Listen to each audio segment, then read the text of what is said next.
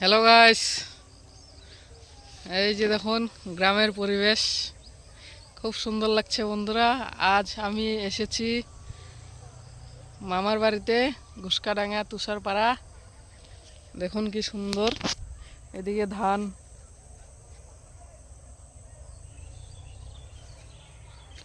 এদিকে পুকুর, এদিকে কাশবন। খুব সুন্দর চমৎকার দৃশ্য বন্ধুরা। এই যে সূর্য, খুব সুন্দর লাগছে বন্ধুরা। এই যে এখন যাব ধান গাছ ওইখানে, চমৎকার,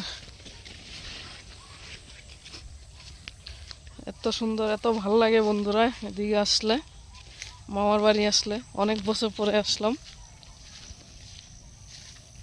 এই যে দেখুন ধান।